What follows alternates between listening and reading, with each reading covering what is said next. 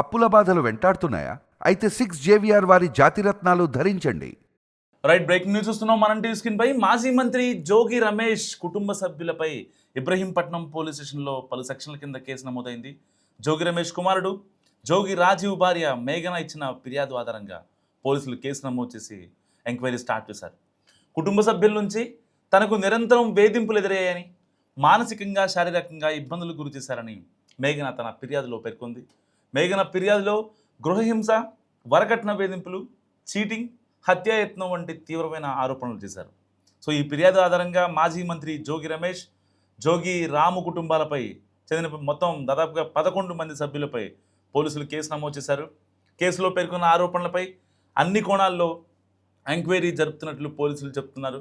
So బాధితురాలు సమర్పించిన వివరాల ప్రకారం అందుబాటులో ఉన్న ఆధారాలను పరిశీలిస్తూ అండ్ తదుపరి చర్యలు తీసుకున్నట్టు కూడా పోలీసులు చెప్తున్న పరిస్థితి. అండ్ ఈ కేసులో ఉన్న ఆరోపణల తీవ్రతను దృష్టిలో ఉంచుకొని ప్రతి అంశాన్ని నిశ్చితంగా దర్యాప్తు చేస్తున్నామని ఇబ్రహీంపట్నం పోలీసులు చెప్తున్నారు.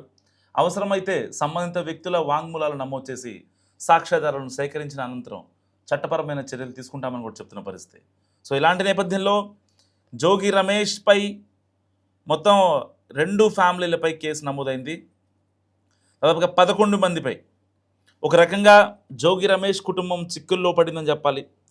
సరే, అందరి ఇళ్లలో ఉంటాయి, ప్రతి ఇంట్లో ఏదో ఒక సమస్య ఉంటుంది.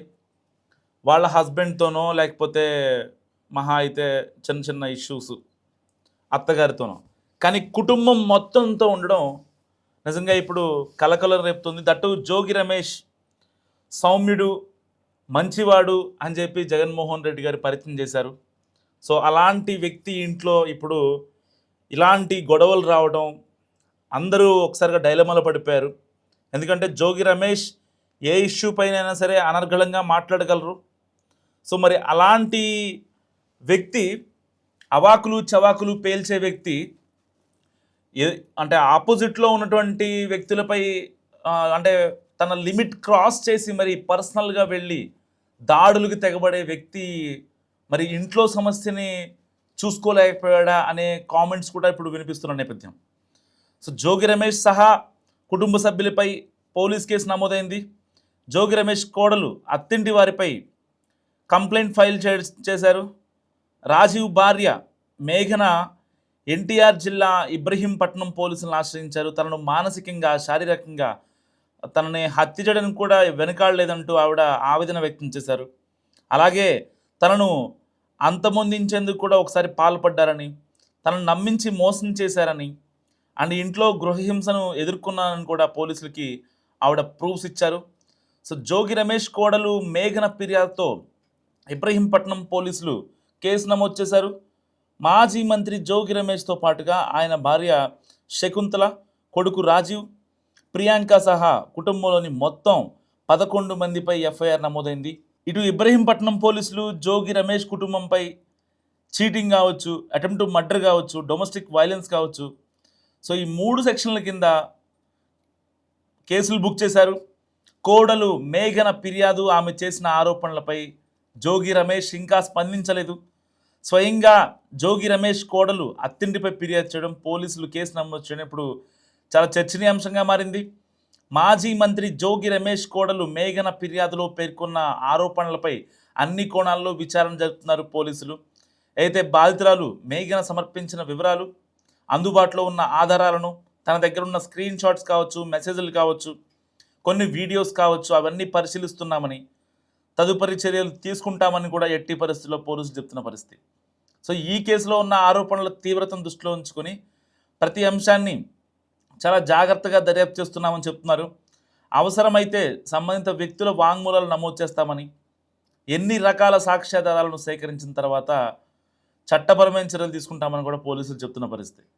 సో జోగి రమేష్ పెద్ద కుమారుడు రాజీవ్కు తెలంగాణలోని సూర్యాపేటకు చెందిన మేఘనతో 2025 మే 28న వివాహమైంది.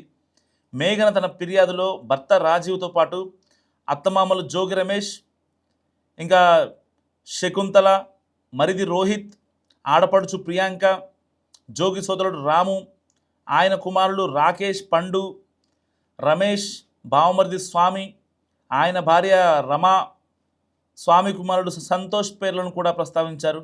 దీంతో వాళ్ళపై అంటే ఒకరు కాదు ఇద్దరు కాదు మొత్తం ఫ్యామిలీ ప్యాకేజ్ దీంట్లో మనకు కనిపిస్తుంది చాలా క్రిస్టల్ క్లియర్గా. సో ఇటు 11 మందిపై మొత్తం కేసులు నమోదు చేసిన పరిస్థితి. ఇప్పుడు ఏదైతే కొన్ని కీలక ఆధారాలు అంటే జనరల్గా అంటే చాలామంది ఏదో ఒక కేసు పెట్టేస్తే సరిపోతుందని అనుకుంటారు. కానీ ఇక్కడ మేఘన ఎఫ్ఐఆర్లో 11 మందిని ఫ్యామిలీని ఎలా అయితే యాడ్ చేసిందో దానికి సంబంధించి తాను ఏదైతే తన దగ్గర ఉన్న ఆధారాలు అవన్నీ కూడా చాలా జాగ్రత్తగా సమర్పించింది. సో ఇప్పుడు పోలీసులు ఏం చేయబోతున్నారు అనేది చాలా ఉత్కంఠగా మారిన నేపథ్యం. ఎందుకంటే జోగి రమేష్ వైసీపీలో ఇప్పుడు మాజీ మంత్రుల్లో కీలకంగా ఉన్నారు.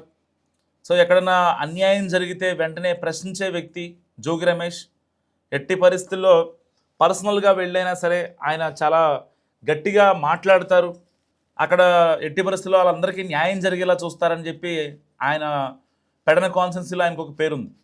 సరే రాష్ట్ర వ్యాప్తంగా ఉందా లేదా అనేది మనం పక్కన పెడితే పెడనలో మాత్రం ఆయనకు ఒక మంచి పేరుంది. ఈవెన్ మైలవరంలో కూడా కృష్ణా జిల్లా పెడన కావచ్చు, కృష్ణా జిల్లా మైలవరం కావచ్చు, ఈ 2 కాన్స్టిట్యున్సీల్లో జోగి రమేష్ అంటే తెలియని వాళ్ళు ఉంటారు. ఎందుకంటే గతంలో ఆయన ఎప్పుడైతే చంద్రబాబు నాయుడు ఇంటిపై దాడి చేశారో దాని తర్వాత క్యాబినెట్ ఎక్స్పాన్షన్లో భాగంగా ఆయన మంత్రి పదవిని కూడా స్వీకరించారు గత వైసీపీ హయాంలో. సో ఇలాంటి నేపథ్యంలో ఇప్పుడు జోగి రమేష్ వ్యవహారం అసలు ఈయనేం చేశారు? ఈయన ఆల్రెడీ ఈయనకు ఆస్తి గట్టిగానే ఉంది, మరి ఇంకా వరకట్న వేధింపులు ఎందుకు? వీళ్ళ భార్య శకుంతల కావచ్చు అండ్ జోగి రమేష్ కావచ్చు, వీళ్ళు ఏం చేశారు అసలు? ఆవిడని ఏమన్నారు, మేఘనని ఏమన్నారు? సో ఆల్రెడీ వీళ్ళు ఒక మాజీ మంత్రిగా ఉన్నారు అండ్ ఎమ్మెల్యేగా చేశారు. అలాంటి వ్యక్తి మరి వరకట్నం వేధింపులకు పాల్పడ్డారనే ఆరోపణలు ఎంతవరకు నిజం? మరి మేఘన ఇచ్చిన కంప్లైంట్లో ఎలాంటి ఆధారాలు ఉన్నాయి? ఆ స్క్రీన్ షాట్స్ కావచ్చు, ఆ వాయిస్ రికార్డింగ్స్ కావచ్చు, ఏవైతే అవన్నీ అంత ఇదిగా ఆవిడ మేఘన బయటకు వచ్చి ఇన్నాళ్ళ తర్వాత 2025లో పెళ్ళి అయితే సో మళ్ళీ అనుకోకుండా ఇప్పుడు వచ్చి ఆవిడ కంప్లైంట్ చేయడం ఏంటని చెప్పి కూడా ఇప్పుడు చాలామంది మాట్లాడుకుంటున్న పరిస్థితి. అండ్ రాజీవ్ ఎవరైతే జోగి రమేష్ కొడుకు రాజీవ్ ఇప్పటికే ఆ డివోర్స్ నోటీసులను కూడా తనకి పంపించారు. అండ్ దానికి సంబంధించి చాలా జాగ్రత్తగా ప్లాన్ చేస్తుంటే అనిపిస్తోంది. సో అంటే ఏదన్నా ఫ్యామిలీ డిస్ప్యూట్ కాబట్టి ఎవరు కూడా ఏం మాట్లాడలేని పరిస్థితి. పోలీసుల తదుపరి ఏదైతే స్టెప్ తీసుకుంటారో అప్పటి వరకు కూడా ఎవరు కూడా ఏం మాట్లాడలేని పరిస్థితి. ఎందుకంటే ఇక్కడ పక్కా ప్రూఫ్స్తో, పక్కా ఆధారాలతో, పక్కా స్క్రీన్ షాట్స్తో మేఘన ఇబ్రహీంపట్నం పోలీసులని కాంటాక్ట్ అయిన మాట వాస్తవం. సో ఈవిడ సూర్యాపేటకు చెందిన వ్యక్తి. 2025లో అంగరంగ వైభవంగా పెళ్లి జరిగింది. అప్పట్లో జగన్మోహన్ రెడ్డి గారు కూడా వచ్చారు, నూతన వధూవరులను ఆశీర్వదించారు. అప్పుడే శకుంతల ఏదైతే జోగి రమేష్ ఆ టైంలో కొంచెం అంటే కొన్ని ఇబ్బందులు పడ్డ పరిస్థితి. ఆ టైంలో జోగి రమేష్ పోలీస్ స్టేషన్లో కేసులు కోర్టులను తిరుగుతున్న వెంటనే కాస్త కూటమి సర్కార్ ఆయనకి రిలీఫ్ ఇచ్చింది. సో ఇలాంటివన్నీ గుర్తుపెట్టుకొని శకుంతల కూడా కొంచెం ఎమోషనల్ అయ్యారు. సో అంటే కూటమి సర్కార్కి ధన్యవాదాలు అని చెప్పి కూడా ఆవిడ మాట్లాడిన పరిస్థితి అప్పట్లో మనందరం బాగా గుర్తు చేసుకుంటే సరిగ్గా 1 year బ్యాక్. సో మరి ఇలాంటి నేపథ్యంలో ఇప్పుడు జోగి రమేష్పై కేసు ఎలాంటి మలుపులు తిరుగుతుందో చూడాలి. మరి మీరేమనుకుంటున్నారో మస్ట్ కామెంట్ చేయండి.